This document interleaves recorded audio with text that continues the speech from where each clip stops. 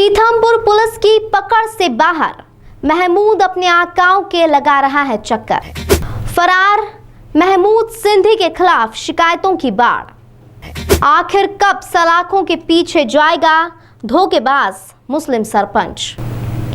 वैसे तो कई किस्से ऐसे मशहूर हैं जिसमें चेहरे पर समाज सेवी का नकाब पहनकर धोखाधड़ी और अवैध वसूली जैसे मामले आए दिन चर्चा का विषय बनते हैं। लेकिन एक बार फिर हम आपके सामने खुलासा करने जा रहे हैं कि ऐसे फर्जी नेता की कहानी जिसने सोशल मीडिया पर भाजपा के राष्ट्रीय महासचिव कैलाश विजयवर्गीय के साथ तस्वीरें डालकर अपना भौकाल बनाया और फिर उसकी आड़ में करने लगा कहीं अवैध वसूली तो कहीं धोखाधड़ी।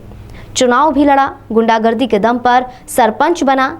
जिसने वोट दिया तो ठीक है, नहीं तो विरोधियों के ऊपर महिलाओं से हमला करवाने से लेकर किसी भी नेता की छवि खराब करने तक, खुद की ही पार्टी को बदनाम करने तक, ऐसे कई तमाम वारदातें महमूद कर चुका है।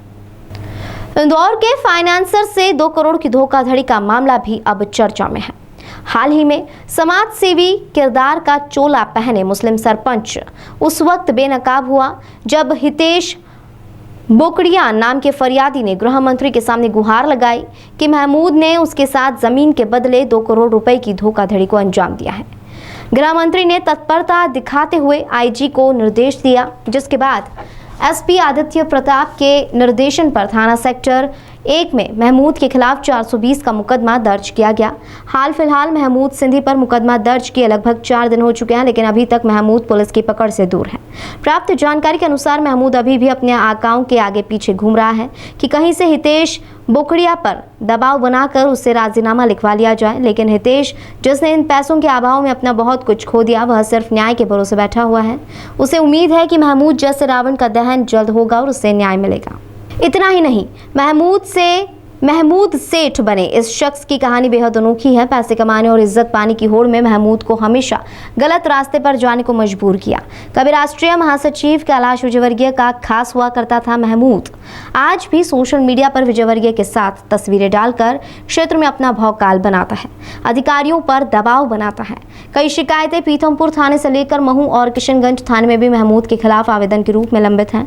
लेकिन यह उन तस्वीरों का ही खौफ करे कि आज तक महमूद की कॉलर तक पुलिस नहीं पहुंच पाई। इसके साथ ही हिंदू मुस्लिम एकता की आड़ में महमूद हमेशा मजहबी कट्टरपंथ को भी भाटखेड़ी पंचायत क्षेत्र में बढ़ाने का काम कर रहा है। अली नाम के गुंडे के सहारे महमूद ने न जाने कितने ही मासूमों पर हमला करवाया और अपने बयानों के जरिए धार्मिक उन्माद भी फैलाने का काम किया।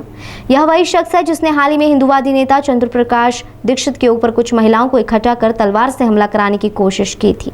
यह वही शख्स है जिसने कुछ दिनों पूर्व चुनाव के ठीक बाद अपने ड्राइवर से पत्रकार को जान से मारने की धमकी दिलवाई थी। यह वही शख्स है जिसने हाल ही में भेरूलाल पाटीदार मंडल के अध्यक्ष राय बहादुर सिंह तंवर का एक फर्जी स्क्रीनशॉट वायरल कर तंवर के साथ पार्टी की छवि खराब करने की कोशिश की।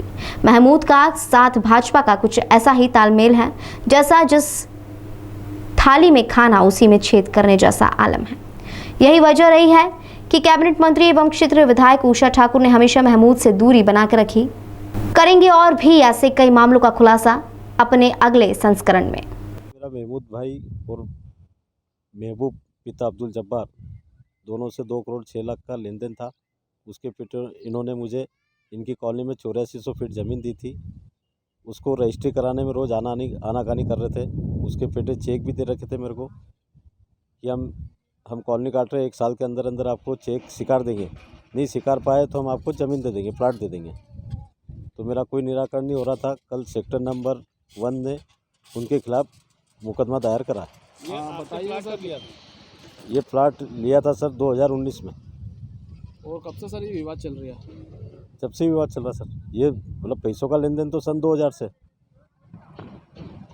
कितने, फिर से बताएं, कितने स्क्वायर फीट जगह आपकी है? 8400 फीट। आपने थाने पे रिपोर्ट दर्ज कराई है तो क्या क्या धाराएं लगी हैं? 420, 418, 406 और 34। आपका नाम बताएं। हितेश कुमार बोकड़िया, इंदौर।